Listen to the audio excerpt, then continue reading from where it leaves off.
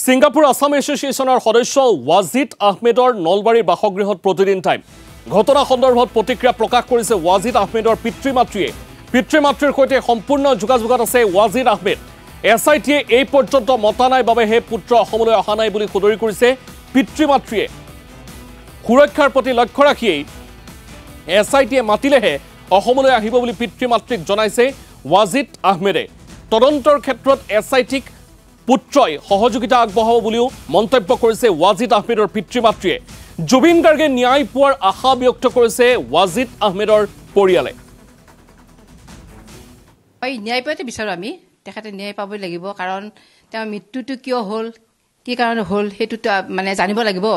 তেওঁ এইটো কিহৰ কাৰণে মৃত্যু হ'ল আৰু মোৰ ল'ৰাই সেইটোৱে বিচাৰে মোৰ ল'ৰা বুলি নহয় যিকেইজন আছে আটাইবিলাকে সেইটোৱে বিচাৰে যে এইটো এটা ন্যায় মানে উচিত ন্যায় হ'ব লাগে আৰু যোন দোষী তেওঁক কঠোৰ শাস্তি দিব লাগে সিহঁতে সেইটোৱে বিচাৰিছে আৰু কাৰণ সিহঁতে যোগাযোগটো এইটো কৰিছে আমাৰ এইটো বহুত ডাঙৰ ঘটনা এটা আমাৰ অতি মৰমৰ অতি মানে হিয়াৰ আমঠু এজন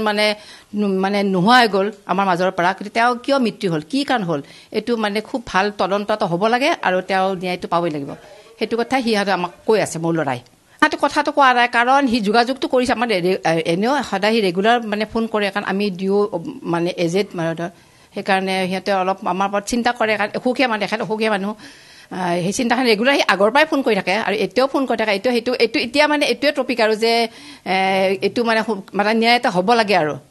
সেইটোৱে সিহঁতে মানে এতিয়া সেইটোৱে কৈছে ন্যায় পাবই লাগিব আৰু আমি সিহঁতে সহযোগিতা নকৰিব কৰিব কিন্তু মোৰ ল'ৰাৰ লগত নামত কোনো মানে কাগজ যোৱা নাই ছিকিউৰিটি দিব লাগিব হয় নে নহয় কাৰণ এনেইতো মানুহবিলাক উত্তৰ প্ৰচাৰ সিহঁতে ধৰক তাতে গৈছে জুবিনৰ লগত আৰু জুবিনৰ প্ৰিয়